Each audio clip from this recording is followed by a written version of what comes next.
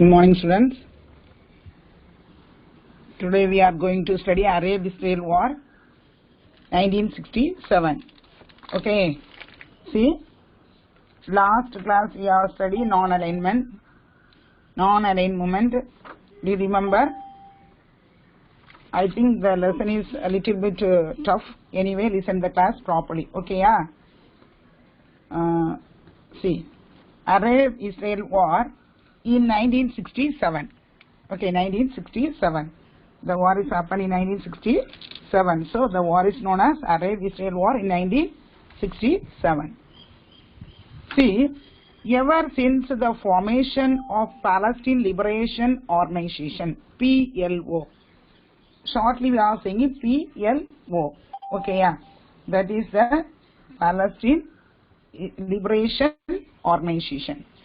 Israel came to attack frequently by Palestine guerrilla groups based in Syria, Lebanon, Jordan. Israel resorted to violent repression. Okay, yeah. See, the Palestine Liberal Organization.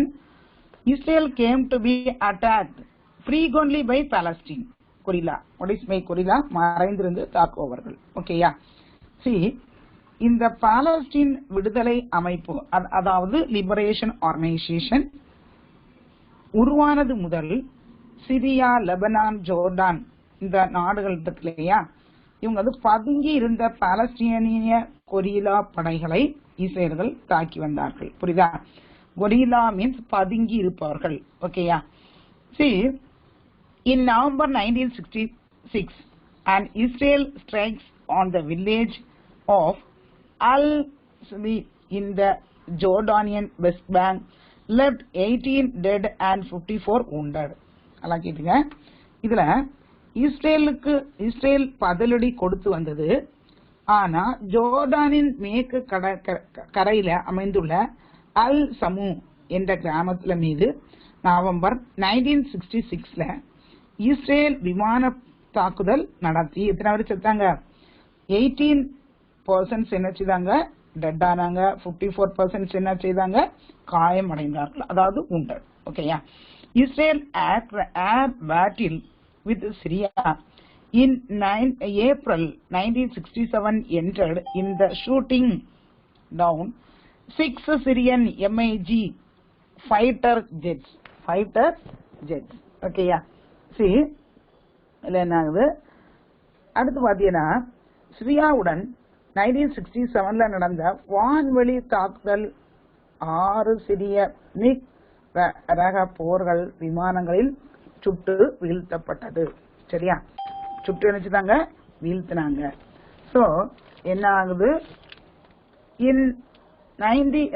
in his bid to demonstrate Egypt's support for Syria, Nasser mobilized Egyptian force in the Sinai, seeking the removal of UN emergency force stationed there on May 18. ஓகேயா? என்ன ஆகுது? அடுத்து இப்படி நடந்ததுனால Syria பயங்கர தாக்குதல் ஏற்பட்டது. இதன் காரணமாக நாசர் சினாய் மலையின் ஈஜிப்ட் படைகள் இருக்கு இல்லையா, அவங்கள கொண்டு வந்து நிறுத்தியதோடு மே 18ல யுஎன்ஓ இருக்காங்க இல்லையா, யுஎன்ஓ சபை அங்கு நிறுத்தி வைத்திருந்த படைகள் மீது படைகளை நினைச்சுதாங்க அப்புறப்படுத்த சொன்னாங்க. ஆனா மே 22nd he closed the Gulf of Aqaba to Israel shipping. King Hussein of Jordan signed a mutual defense pact with Egypt. ஓகேயா? என்ன ஆகுது? ஆனா அப்படி இருந்த பிறகு கூட என்ன செய்யல? மே 22nd அக்வா மலைகுடா இருக்கு இல்லையா, அங்க வந்து இஸ்ரேலிய கப்பல்கள் நுழைய முடியாத அளவுக்கு செய்தாங்க. ஓகேயா? ஆனா ஜோர்டானின் மன்னர் ஹுசைன் என்ன செய்தாரு? ஈஜிப்டோடு அதாவது நல்ல ஒரு ஒப்பந்தம், பரஸ்பர ஒப்பந்தம் வச்சுக்கணும், மிலிட்டரி ஒப்பந்தம் வச்சுக்கணும் அப்படின்னு ஏற்படுத்தி கொண்டாங்க. இதன் மூலம் என்ன செய்து, accordingly it was decided to place Jordan forces under Egypt commands soon Iraq to join the alliance. இதனால என்ன ஆகுது, ஜோர்டானிய படைகள் ஈஜிப்ட் கட்டளைக்கு என்ன செய்தாங்க, அடிப்படையா சம்மதிச்சாங்க. இதன் சிறிது காலத்துக்கு பிறகு ஈராக்கும் இக்கூட்டணியில என்ன செய்துக்கிட்டாங்க, சேர்ந்துக்கிட்டாங்க. Okay, Iraq also join the alliance. Okay ma, listen, see, already I told the lesson is little bit tough. Anyway, you are listen the class properly. Okay, yeah. Okay, listen, see, next one is Israeli offense. See, Israeli தாக்குதல் எப்படி இருந்தது, Israel's offense தாக்குதல் எப்படி இருந்தது. Following the mobilization of Arab states by Nasser on June 5th, Israel staged a sudden preemptive air strikes that destroyed more than 90% of Egypt's air force on the tarmac. என்னாச்சு, அரபு நாடுகள் நாசர் ஒன்றிணைக்க மேற்கொண்ட முயற்சிகளை தொடர்ந்து பார்த்தீங்கன்னா ஜூன் 5 இஸ்ரேல் எதிர்பாராத அளவுக்கு நினைச்சாங்க தாக்குதல் ஒன்றை தொடுத்தது. ஈஜிப்ட் 90% என்ன விமானப்படைகள் தரைமட்டமாக்கப்பட்டது. புரியுதுங்களா? இதனால similar air assaults incapacitated the Syrian air force. என்ன ஆகுது, அடுத்து இதே போன்ற நிகழ்வுகள் என்ன செய்தாங்க, சிரியாவின் விமானப்படைகள் என்ன செய்தாங்க, கடும் தாக்குதல்கள் ஏற்படுத்தப்பட்டது. Within 3 days, the Israelis had achieved an overwhelming victory on the ground, capturing Gaza Strip and all the Sinai Peninsula up to the east bank of the Suez Canal.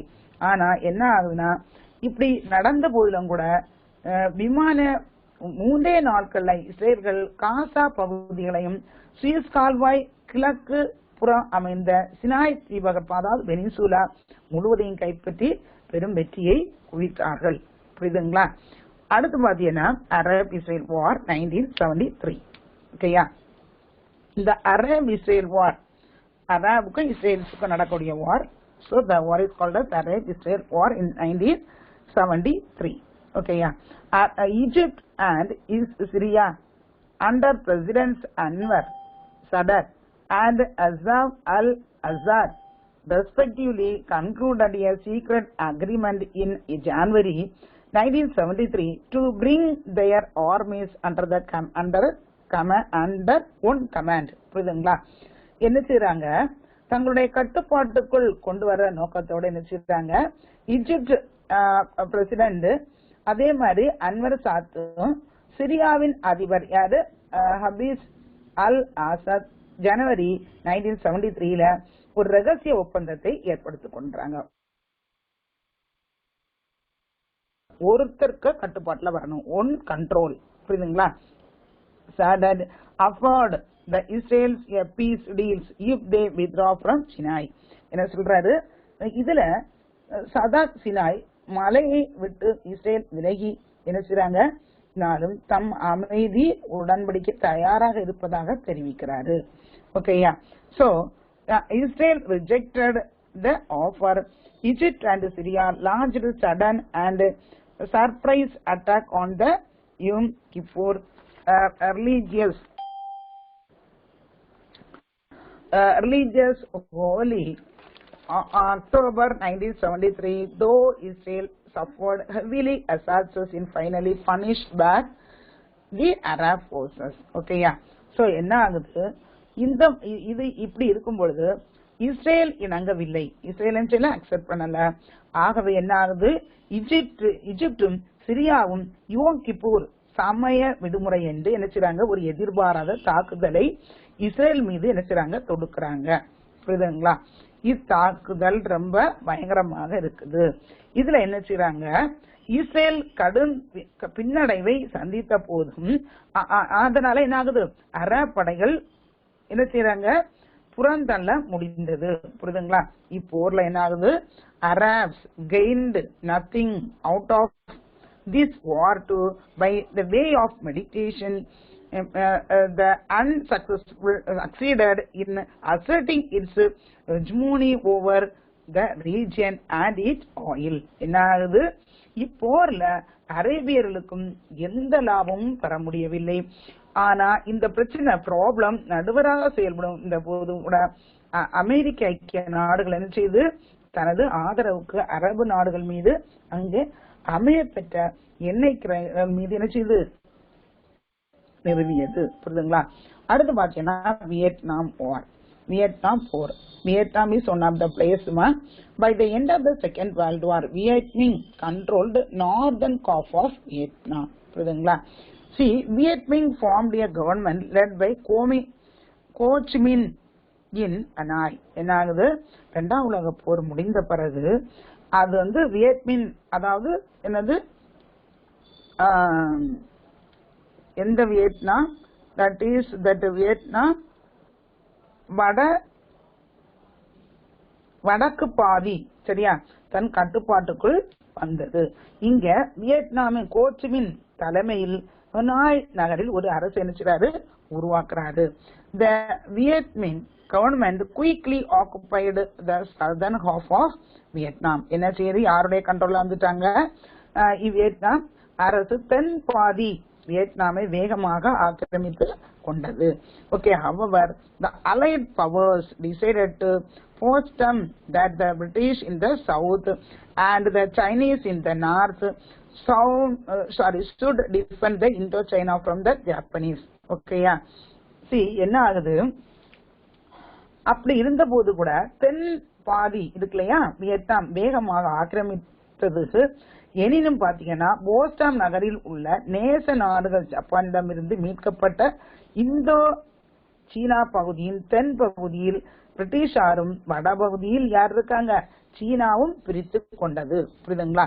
So, but Ho Chi Minh had established his control very firmly and so என்ன செய்யுது? ஆனா Ho Chi Minh had established control, ஃபுல்லா கண்ட்ரோலுக்கு கொண்டு வந்துட்டாரு. So, early 1946, the British and the Chinese troops had to withdraw, leaving the French and the Vietnam to confront each other. என்ன செய்தாங்க? 1946 British and the Chinese troops had to withdraw. என்ன செய்தாங்க? அங்கிருந்து என்ன செஞ்சாங்க?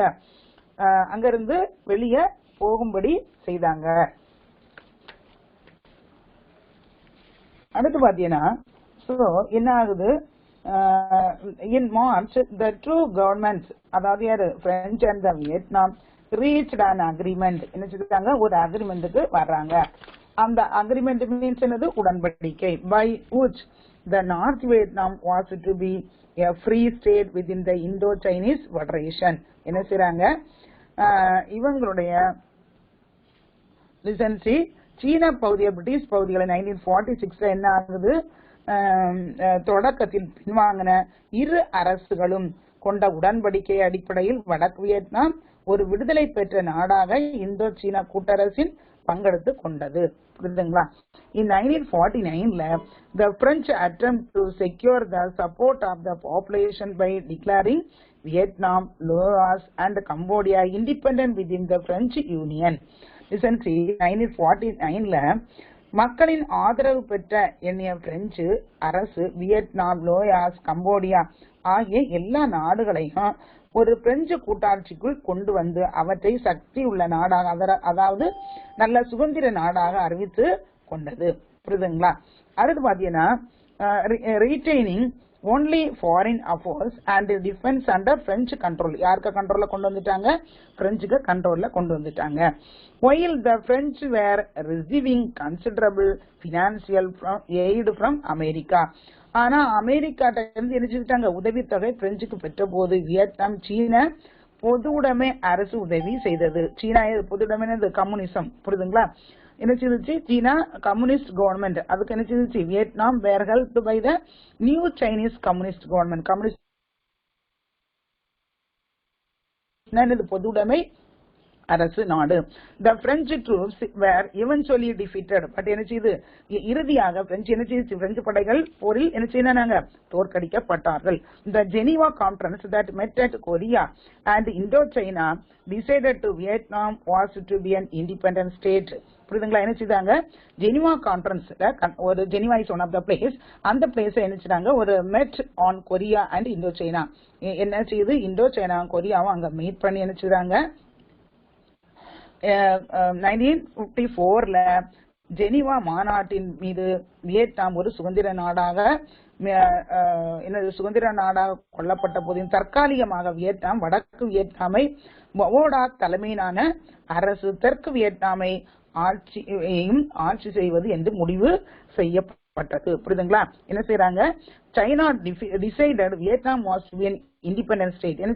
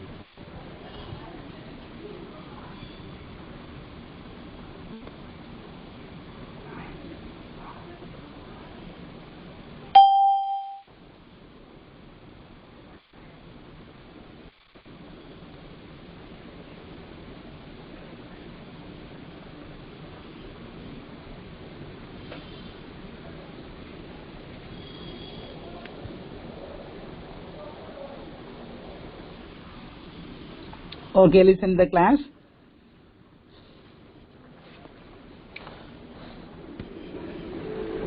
So Cambodia and Laos were to be independent. End of the time என்ன ஆகுது?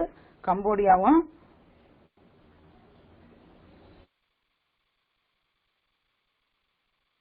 Cambodia and Laos were to be independent. ரெண்டு கண்ட்ரீஸ்மே என்ன செய்யுது? இண்டிபெண்டண்டா ஆகுது. ஓகேயா? See,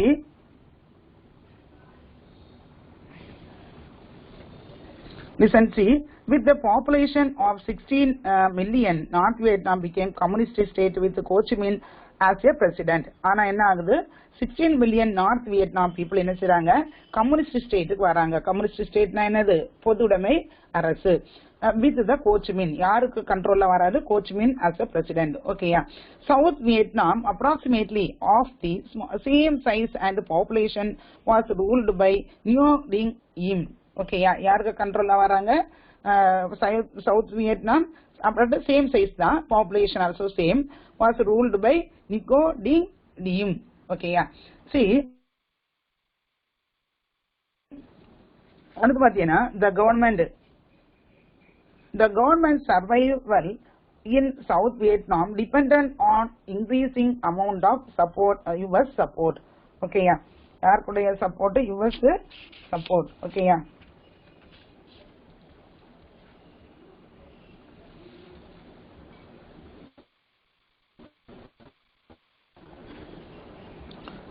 See, Vietnam depended on increasing amount of US support. In 1965, Marine landed at Da Nang naval base, and there were 33,500 US troops in the country within a month. Okay, yeah. See, the government survival in the South Vietnam depended on increasing amount of amounts of US support. South Vietnam அதாவது தென் வியட்நாமின் அரசின் நிலைமை அமெரிக்க நாட்டின் பொருளாதார மற்றும் பிற உதவிகளை சார்ந்ததே அமைந்திருந்தது. புரியுதுங்களா?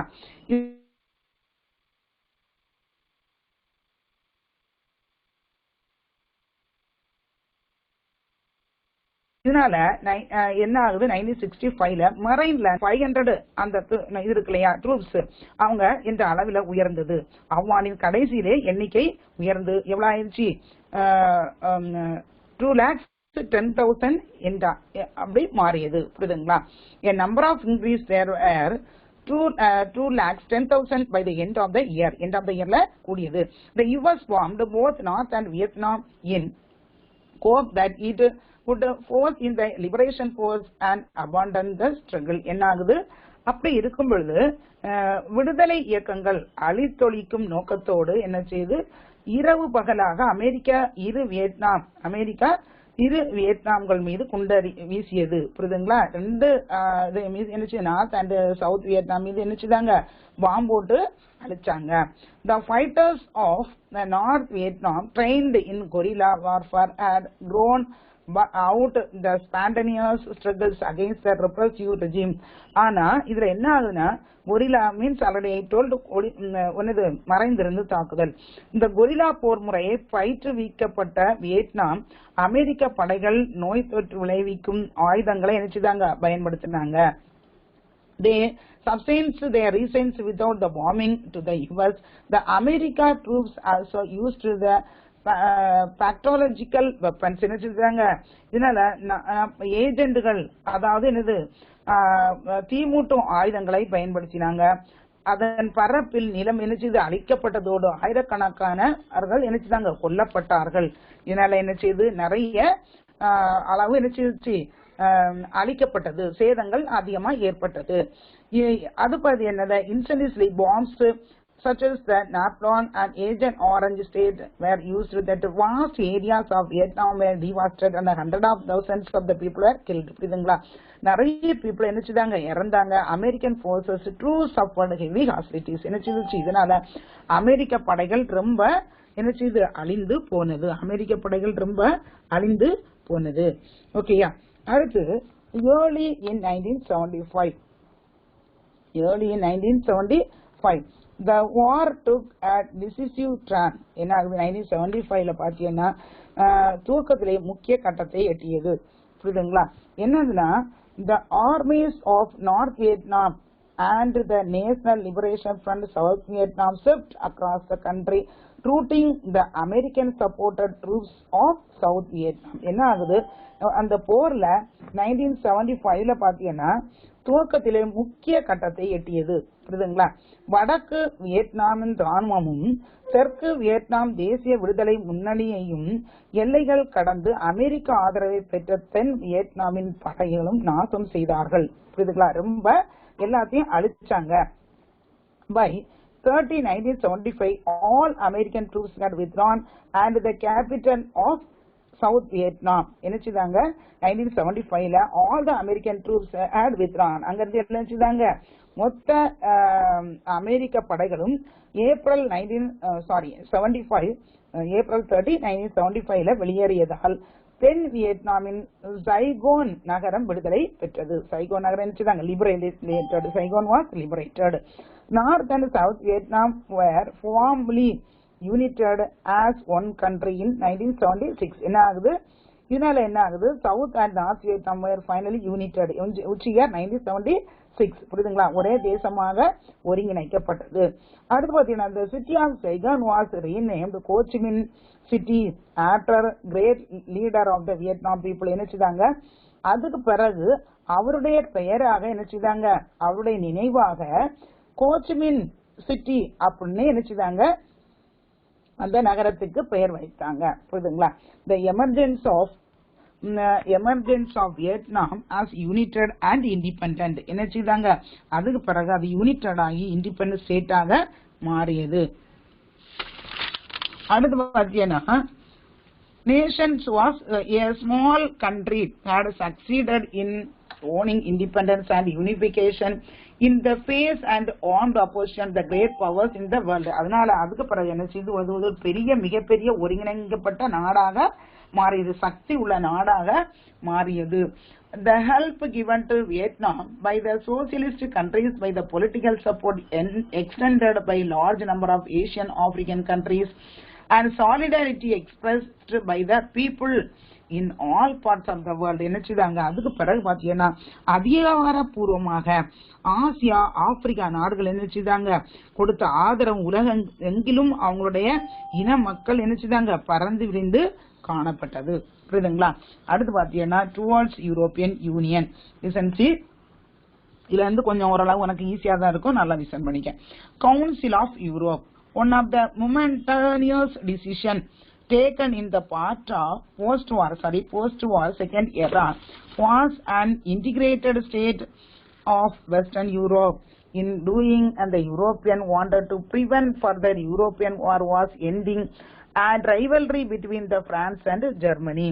நல்லா கேட்டுங்க. அடுத்து என்ன வருதுன்னா நம்மளுக்கு ஐரோப்பிய ஐக்கியத்தை நோக்கி ஐரோப்பிய குழுமம். அதாவது ரெண்டு வேர்ல்டு வார் முடிஞ்சிருச்சுமா. இந்த வேர்ல்டு வார் முடிந்த பிறகு என்ன செய்தாங்க எல்லா நாடுகளும் நினைச்சிச்சு இனிமே நமக்கு என்ன செய்யக்கூடாது, வாரே வரக்கூடாது. என்னன்னா we have faced often war, isn't it? So அப்படியே அடிக்கடி வார் வரும்போது என்ன ஆகுது, நிறைய சேதங்கள் ஏற்படுது, இதனால அதனுடைய பாதிப்பு அதிகப்படுது, அதனால இனிமே வாரே வரக்கூடாது அப்படின்னு சொல்லிட்டு என்ன செய்றாங்க ஐரோப்பியர்கள், அதாவது யூரோப்பியன்ஸ் எல்லாம் சேர்ந்து என்ன செய்றாங்க ஒரு குழுமம் ஏற்படுத்துறாங்க. அதுதான் கவுன்சில் ஆஃப் யூரோப். ஓகேயா? Council of Europe. அதனுடைய மெயின் இது என்ன அப்படின்னு பார்க்கும்போது to prevent the further European wars by ending the rivalry between France and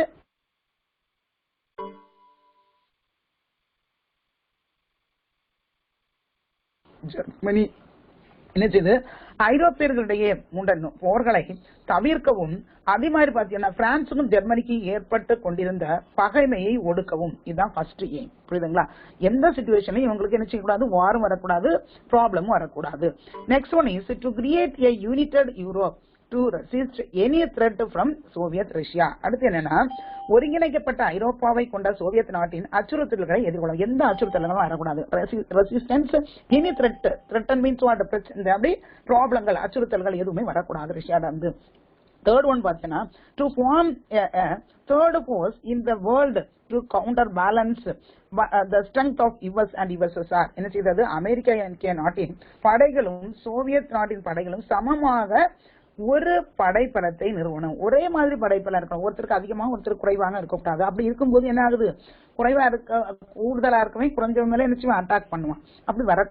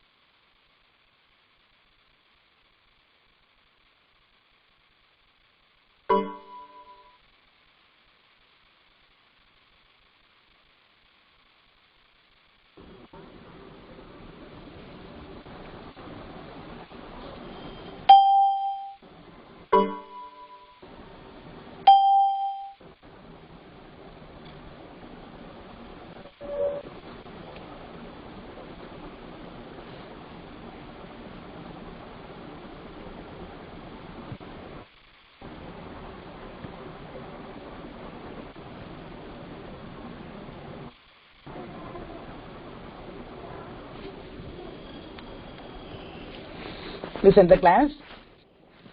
Okay, third one is to form the third force in that world and counterbalance the strength of the US and the USSR. எப்படி இருக்கணும்? Counter balance, same பேலன்ஸா இருக்கணும். எந்த forces, arms, weapons யாரா இருந்தாலும் same லெவல்ல இருக்கணும். யாருக்கு? US and USSR. US means what? USA America, USSR means Soviet Russia. ஓகேயா? To make the full use of economic and military resource of Europe by organizing them on continental scale. என்னது? fourth one is அந்த மாதிரி கான்டினென்டல்களுக்கு இடையே பொருளாதார மற்றும் ராணுவங்களையும் திறன்களையும் முழுமையாக பயன்படுத்தவும் முடியும் என கருதப்பட்டது. இதனால 10 நாடுகள் London 1949 நினைச்சுதாங்க. 49 May 10 countries met at London and signed to form the Council of Europe. புரியுதுங்களா? என்ன செய்தாங்க? 1949ல கவுன்சில் ஆஃப் யூரோப் அப்படின்னு, அதாவது ஒரு குழுமம். புரியுதுங்களா? என்ன செய்தாங்க? ஐரோப்பிய குழுமம் அப்படின்னு சொல்லிட்டு ஒரு குழுமத்துல லண்டன்ல சைன் போடுறாங்க. The Council of Europe with the headquarters Strasbourg was established with the committee of foreign ministers to member countries and consultative assembly drawn from the parliament of foreign countries. என்ன செய்தாங்க? இதனால ஸ்ட்ராஸ்பர்க் நகர தலைமையகமாக கொண்ட ஐரோப்பிய, அதாவது சமூகத்துல உறுப்பு நாடுகள் வெளித்துறை அமைச்சர்களை கொண்ட ஒரு குழுமம் ஏற்படுத்துறாங்க. இதுல ஒரு பார்லிமெண்ட் அப்படின்னு ஒரு சபையும் கொண்டு வர்றாங்க. ஓகேயா? இந்த இதுல வச்சுதான் இல்லைச்சுறாங்க. அந்த பார்லிமெண்ட்ல தான் they have discussed all the matters in the parliament. Okay ma? Next one is European Coal and Steel Committee. Listen, see, European Coal and Steel Committee. Listen, see, இது எல்லாமே யூரோப்புக்காக கொண்டு வரப்பட்டது. ஏன்னா ஒரு ஒற்றுமையாக கொண்டு வரணுங்கிறதுக்காக கொண்டு வராங்க. ஓகேயா? The European Defense Committee and European Coal Steel Committee were established. என்னல யூரோப்பியன் டிஃபென்ஸ் கமிட்டி, அதாவது என்னது? பாதுகாப்பு சமூகமும் நிலக்கரி மற்றும் என்னது? எஃகு நிலக்கரி மற்றும் கோல் அண்ட் ஸ்டீல் கமிட்டி அப்படி கொண்டு வராங்க. இல்ல how many members? 6 members in the committee. யாரெல்லாம்? France, West Germany, Italy, Belgium, Holland, Luxembourg belong to ECSC. What is my ECSC? European Coal and Steel Committee. ஓகேயா? Sign the treaty of Rome. எங்க sign பண்றாங்க? ரோம்ல sign பண்றாங்க. Established European economic committee, EEC. EEC means what? European Economic Community. Okay, yeah. Or European Market, sorry, Common Market with headquarter Brussels. Okay, yeah. எந்த இடத்துல? பிரசல்ஸ்ல நகர தலைமையகமாக மாற்றி அங்கே என்ன செய்றாங்க? இந்த EEC-ய கொண்டு வராங்க. ஓகே, அடுத்து European economic community eliminated barriers to be movement of goods and service, capital and labor. இது என்னது? அடுத்து ஒண்ணு கொண்டு வராங்க. இது வந்து என்னதுன்னா அதாவது என்னது? குட்ஸ் மீன்ஸ் என்னது? நம்ம எக்கனாமிக்ஸ்ல படிச்சிருக்கோம். Goods means what? பண்டங்கள், சர்வீஸ் சேவைகள், கேபிட்டல் முதலீடுகள், அதாவது லேபர் தொழிலாளர்கள். சரியா? It also prohibited public policies or private agreement that restricted market competition. இது என்ன ஆகுது? சந்தைகளுடைய போட்டியை கொண்டு வர முயன்றதாக கொள்கைகளாகவும் தனியார் ஒப்பந்தங்களை புறக்கணித்தது. புரியுதுங்களா? இது என்னது? காம்படிஷன் ஏற்படுது. A common agriculture policy, அதாவது CAP. What is the expansion of CAP? Common agricultural policy. Agriculture policy there and common external trade policy were evolved.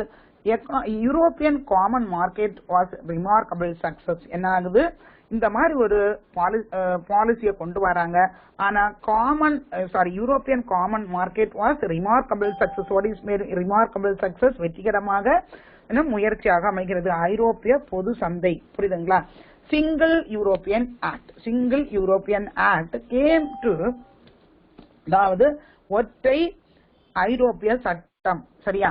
இது இந்த ஆக்ட கொண்டு வராங்க. which year? July 1, 1987ல. It significantly expanded EEC scope, giving the meeting EPC legal basis. என்ன ஆகுது? இத கொண்டு நடைமுறைக்கு வந்தது. இந்த ஐரோப்பிய பொருளாதார சமூகத்துல விரிவாக்கி என்ன செய்றாங்க, ஒரு சட்டம் வடிவகுக்கிறாங்க.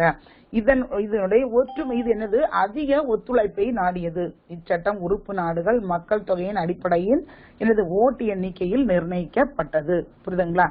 அது அடுத்து it was called the more intensive coordinating foreign policy among the member countries. என்ன ஆகுது, எல்லாருமே அதுல வந்து ஒரு ஈடுபாடோட இருக்கிறாங்க. சரியா? அது மாதிரி according to ECA, SEA, what is expansion of SEA, Single European Act.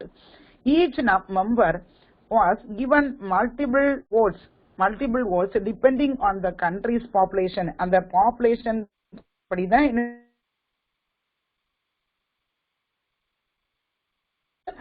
எண்ணிக்கை நிர்ணயிக்கப்பட்டது. Approval of legislation required roughly 2/3 of the votes of the members. என்ன ஆகுது, ஒரு சட்டம் நிறைவேற்றியதற்கு 2/3 உறுப்பினர்கள் ஆதரவு தேவை என நிலை நிறுத்தப்பட்டது. புரியுதுங்களா? 1/3 அதுல கண்டிப்பா வேணும் அப்படின்னு சொன்னாங்க. அடுத்து பாத்தீங்கன்னா யூரோப்பியன் யூனியன், ஐரோப்பிய ஒன்றியம், European union.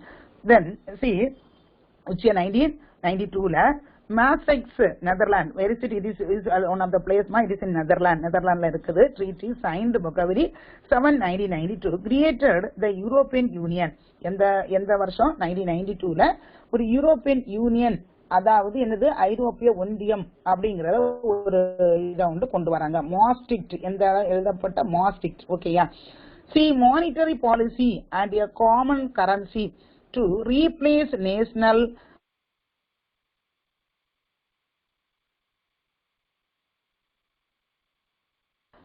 currencies managed by common monetary institution.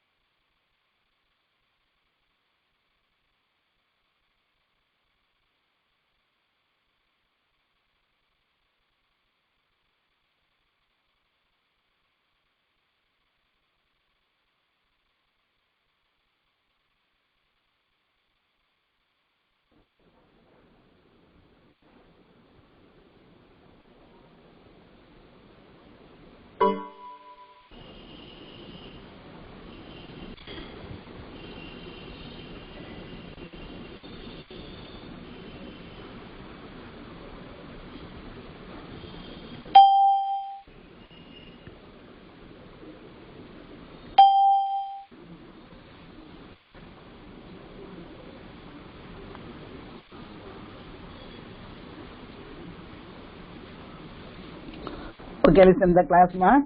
See, so another the monetary policy, a common currency to replace national currencies managed a common monetary institution where subsequently planned and implemented. என்ன செய்றாங்க, ஒரு national currency, ஒரே ஒரு currency மட்டும்தான் கொண்டு வரணும் whole of the யூரோப்புக்கு அப்படின்னு சொல்லி ஒரு பிளான் கொண்டு வராங்க.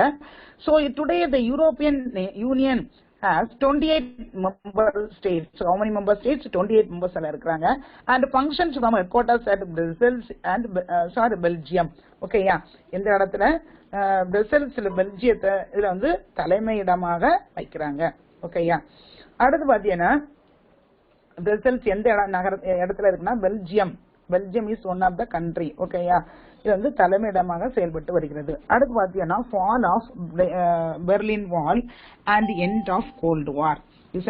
பெர்லின் சுவர் வீழ்ச்சியும் பனிப்போர் கால முடிவும். Already we have studied after the Second World War, Cold War also started between the two countries. What are the two countries? USA and USSR, isn't it?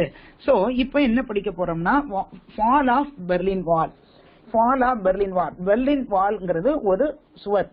இது வந்து எங்க கன்ஸ்ட்ரக்ட் பண்றதுன்னா ஜெர்மனிக்கு வெஸ்டர்ன் ஜெர்மனிக்கும் ஈஸ்டர்ன் ஜெர்மனிக்கு நடுவுல கட்டப்பட்ட வால். ஓகேயா? இது எப்படி இதனுடைய இது முடிவாகுது, plus end of the cold war. Cold war எப்படி முடியுது அப்படிங்கறதான் நம்ம இத படிக்க போறோம். சரியா? The division of Germany into west and the east led the glaring difference in giving stands. West Berlin economic became prosperous thanks to the support received from the Western under Marshall Plan. ஓகேயா, இது வந்து ஜெர்மனிய மேற்கு ஜெர்மானிய கிழக்கு புரியுதுங்களா, ரெண்டு எண்ணம் இருக்குது. ஜெர்மனி டிவைட் டூமா, வெஸ்ட் அண்ட் ஈஸ்ட். இதுல வந்து மார்ஷல் இருக்கு இல்லையா, மார்ஷல் வந்து introduce one plan, is it is the plan is called as Marshall plan. அவர் நினைச்சதாரு மேற்கு ஜெர்மனியின் பொருளாதாரத்தை செழிக்க வச்சிருந்தாரு, புரியுதுங்களா.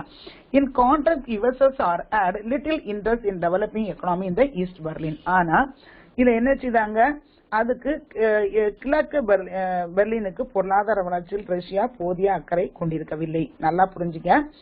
இப்போ ஈஸ்டர்ன் சைடு யார் இருக்கா, ரஷ்யா. வெஸ்டர்ன் சைடு யார் இருக்கா, அமெரிக்கா. வெஸ்டர்ன் சைடு ஜெர்மனிக்கு அமெரிக்கா நிறைய ஹெல்ப் பண்ணுச்சு, பட் ஈஸ்டர்ன் சைடுக்கு ரஷ்யா ஹெல்ப் பண்ணுவேன்னு சொல்லிச்சு, ஆனா ஹெல்ப் பண்ணல. சோ என்னது, further the people in east Berlin suffered from the lack of democracy and freedom. என்ன ஆகுது, ஈஸ்ட் பெர்லின் ரொம்ப கஷ்டப்படுது. டெமோக்ரஸி லெவலையும் சரி, அவங்களுக்கு ஃப்ரீடமும் எந்த இதுலயும் கிடைக்கல. Therefore, people of East Berlin moved to West Berlin a large numbers. என்ன செய்றாங்க, நிறைய பீப்புள் ஈஸ்ட் பெர்லின்ல இருந்து வெஸ்ட் பெர்லினுக்கு என்ன செய்றாங்க, மூவ் ஆகுறாங்க, அங்க இருந்து அங்க போறாங்க.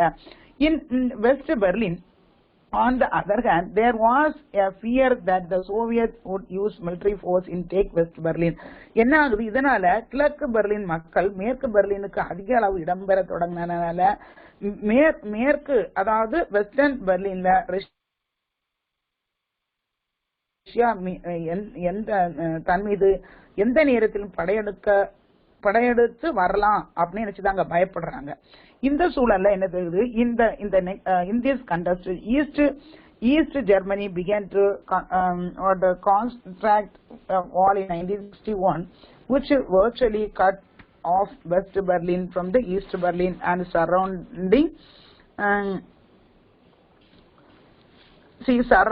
East German areas. என்ன ஆகுது, இதனால என்ன செய்தாங்க, 1961ல கிழக்கு ஜெர்மனி ஒரு என்ன செய்துச்சு,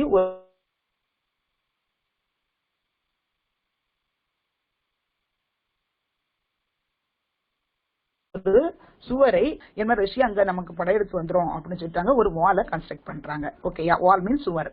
It was heavily crowded that was towers and other leather implements to stop people from east. என்ன ஆகுது, இதனால மேற்கு பெர்லினுக்கும் இருந்த தொடர்பை நிறுத்தியது.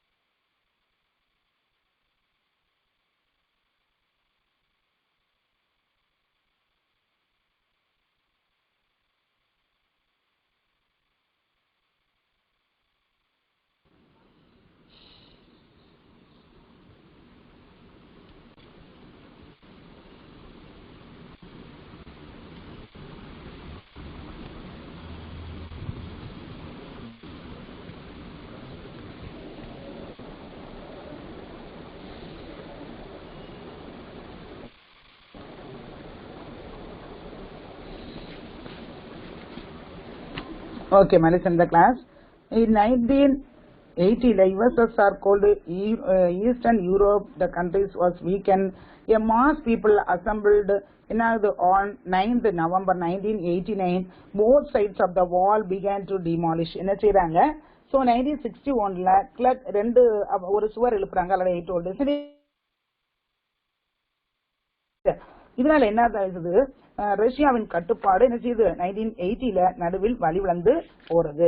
இது இப்படி போகும்போது இருபுறமும் நவம்பர் 9ல 1989ல கூடிய மக்கள் கூட்டம் அதன் தகர்க்க துவங்கியது. இதனால என்ன ஆகுது, மக்கள் எல்லாரும் அங்க அசம்பிள் ஆகுறாங்க.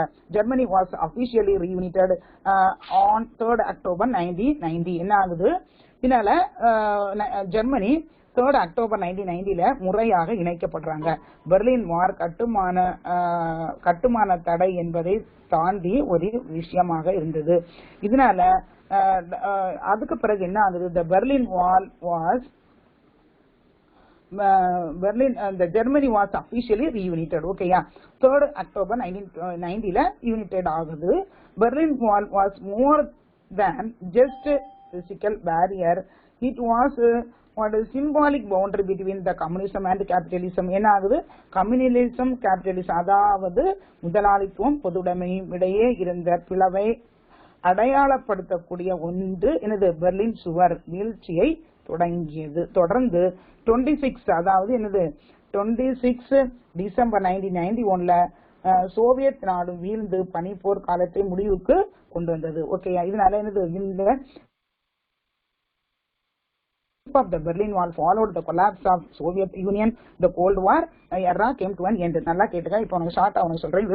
West Europe, western Germany, eastern Germany.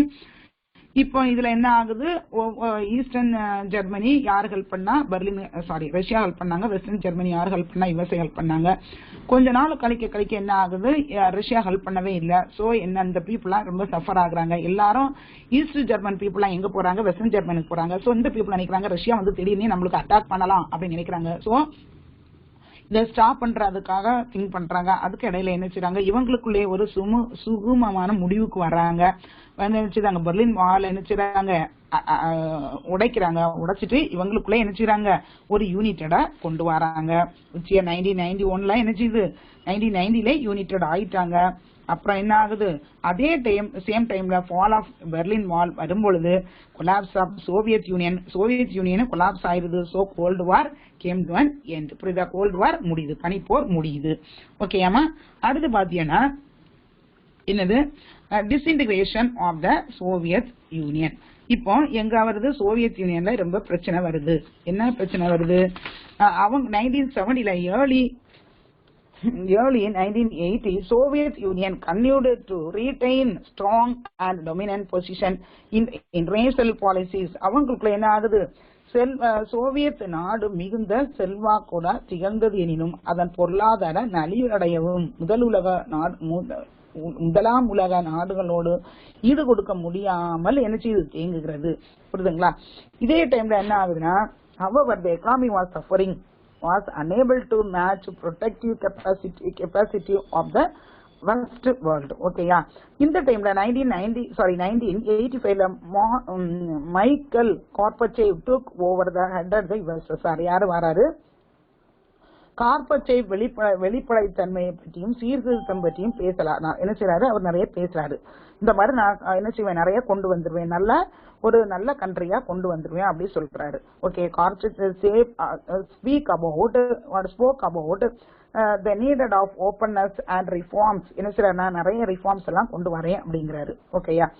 So இப்படி இருக்கும்பொழுது என்ன ஆகுதுன்னா, in order to maintain, அடுத்த after 3 லைன்ஸ்மா, in order to maintain the party with the US, the contest president Reagan star was programmed. It became necessary for the Soviet Union and allocate more funds to the military. அவர் என்ன செய்யறாரு, அடுத்து ஒருத்தர் வராரு, அவர் மிலிட்டரிக்கு நிறைய fund பண்றாரு. The increase of the military budget further strained the Soviet economy. என்ன ஆகுறது, அவர் இந்த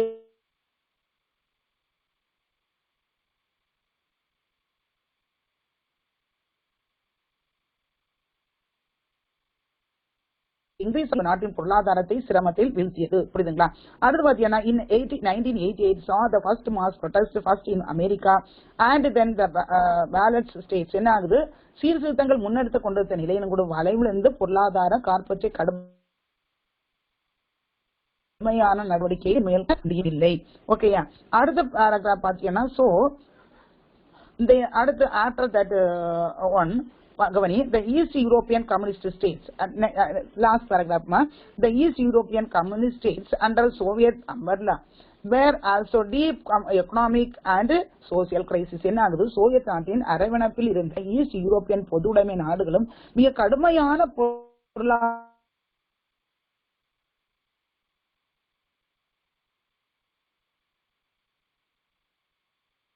நெருக்கடிகளை என்ன செய்றாங்க, அவங்களால யூரோப் கிரியேட்டட் அண்ட் இண்டிபெண்டன்ட் என்ன ஆகுது.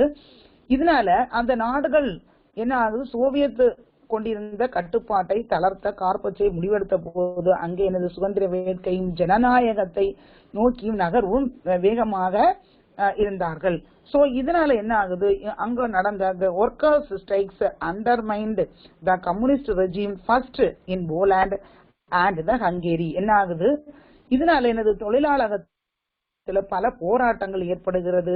ஹங்கேரியிலையும் போலாந்திலையும் இது அதிகமாக ஏற்படுகிறது. புரியுதுங்களா? இதனால என்ன, waves or demonstrations swept East Germany led the demolishing the Berlin Wall in 1989. இதனால என்ன ஆகுதுன்னா 1989ல அலைகடல் போல் மக்கள் எழுந்தி என்ன செய்றாங்க, கிழக்கு பெர்லினுக்கு கிழக்கு பெர்லின் ஜெர்மனியின் பெர்லின் சுவரை என்ன செய்றாங்க, அடிச்சு உடைக்கிறாங்க.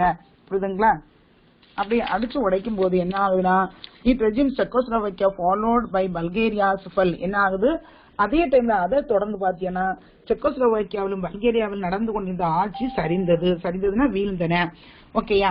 சோ இப்படி இருக்கும் பொழுது என்ன ஆகுதுன்னா, இந்த televised images of the shooting and the fall of Berlin Wall analyzed process of the breaking of the communist world. என்ன ஆகுது, அப்படியே கொஞ்சம் கொஞ்சமாக எல்லாமே வீழ்ந்து போகிறது. தொலைக்காட்சி பதிவுகளும் பெர்லின் சுவரின் வீழ்ச்சியும் பொது உடைமை உலகம் நொறுக்கப்பட வேண்டியது. அதாவது அப்படியே வீழ்ந்தது, ஒண்ணுமே அவங்களால நிச்சயம்ல சக்சஸே ஆக முடியல, அதுல இருந்து கீழே சரிஞ்சிட்டாங்க. Gorbachev made an last attempt to take a hard line against the this receptionist only to be a challenge the Soviet great mines strikes in 1991. Huge demonstration in Moscow. என்ன ஆகுது, இதனால கார்பச்சேவ் ஒரு அழுத்தமான நடவடிக்கை இடையூறு புரிவோர் மீது 1991ல பாத்தீங்கன்னா மாஸ்கோ நகரை பெரிய அளவுல கொண்டு வர அளவுல என்ன செய்யணும், இரண்டாவது தொழிலாளர் எழுச்சி ஒரு மாபெரும் சவாலாக என்ன செய்து உருவெடுத்தது. புரியுதுங்களா? இந்த மாதிரி இருக்கும்போது என்ன ஆகுதுன்னா, எங்க ஆகுது, இங்க they used the troops in Moscow in stage of coup and held Gorbachev under house arrest. என்ன ஆகுது, கார்பச்சேவ் வீட்டு காவல் வைத்து அதிக சக்திகள் துருப்புகளும் துணிவோடு மாஸ்கோவில் ஒரு பெரிய கிளர்ச்சியை என்ன செய்யறாங்க, ஏற்படுத்துறாங்க. இதனால என்ன ஆகுதுன்னா, அவரால என்ன செய்ய முடியல, ஆதரவு பெற முடியல. இது இன்னொரு காரணம் என்னன்னா, முடிவுல மேற்கிந்திய நாடுகள் என்ன செய்யுது, பாரிஸ் எல்ஜின் என்ற சீர்திருத்தவாதி ஆட்சியை கைப்பற்றாரு. புரியுதுங்களா? யார் ஆட்சியை கைப்பற்றா, but the military units refused back them to result. என்ன ஆகுது, Boris Yeltsin reform back to the west. என்னது, போரிஸ் எல்ஸ்டின்ங்கிறது என்ன செய்றாரு, அந்த ஆட்சி ஃபுல்லாவே ரஷ்யா ஃபுல்லாவே என்ன செய்யறாரு, அவரு கையில கைப்பற்றாரு. இந்த mean time 3 political states had formally left the Soviet Union. என்ன ஆகுது, இந்த காலத்துல பாலிடிக் நாடுகள் என்ன செய்யுது, சோவியத் ஐக்கியத்தை விட்டு வெளியே வந்துட்டாங்க. புரியுதுங்களா? இவங்க கூட என்ன இருக்க வேண்டாம் அப்படின்னு வெளியே வராங்க. எதெல்லாம்னா எஸ்டோனியா, லாட்வியா, லித்தோனியா 3 நாடுகளும் என்ன செய்றாங்க, ரஷ்யாவோட இருக்காம வெளியே வந்துறாங்க. சோ என்னது இது, ஈவன் என்ன செய்யுது, அவங்களுக்கு இண்டிபெண்டன்ட் கண்ட்ரிஸா டிக்ளேர் பண்ணிடுறாங்க. இன் 1991 11 ரிபப்ளிக், யுக்ரைன், கார்கியோ, பெலோரியா, அர்மீனியா, அஸ்டர்பரின்ஸ், அசாக்ராஸ்தான், ஹெரெக்ஸ்டான்ஸ், மோல்டோவியா, டர்க்மெனிஸ்தான், உபெஸ்கிஸ்தான். ஓகே, இந்த நாடுகள்லாம் என்ன செய்றாங்க, secessions from the Soviet Union என்ன செய்றாங்க, 1990 குடியரசுகள் இந்த நாடுகளால் சேர்ந்து சோவியத் ஐக்கியத்தின் மீது பிரிவதாக அறிவித்தாங்க. இதற்கு மாறாக அவங்களுக்கு என்ன செய்றாங்க, சுதந்திர நாடாக ஒரு பொதுநல அமைப்பின் கீழ் விருப்பத்தை நாடுகள் விரும்புறாங்க. எங்களுக்கு என்ன செய்யணும், எங்களுக்கு இண்டிபெண்டன்ஸ் தரணும் அப்படின்னு declare establish the commonwealth of the independent state. எங்களுக்கு என்ன செய்யணும், சுதந்திர நாடாக டிக்ளேர் பண்ணணும் அப்படிங்கிறாங்க. So December Gorbachev announced his resignation. December 25ல Gorbachev resign பண்ணிக்கிறாரு.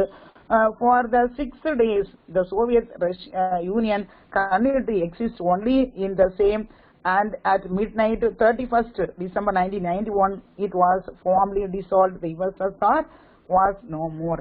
என்ன ஆகுது, அப்படி இருக்கும்போது 1991ல ராஜினாமா செய்யறாரு. பெரிய அளவு 6 நாடுகள் சோவியத் ஐக்கியமும் நீடித்தாலும் 1991ல 31ல நள்ளிரவுல கலைக்கப்படுகிறது. இறுதியில சோவியத் ஐக்கியமே இல்லாமல் போனது. சோவியத் யூனியன் ஒண்ணு இல்லாமலே போயிடுச்சு. ஓகே, இதோட என்ன ஆகுது? Gold war came to an end. அந்த பனிப்போர் அப்படியே முடிவடைகிறது. ஓகேமா, the lesson is over. The next lesson I will take geography. Listen, that lesson little bit tough da. Anyway, after I will send that video. Just if you have any doubt, you have see that video. Okay, amma. Thank you very much. Don't waste your time. Then and there you have study. Okay, thank you.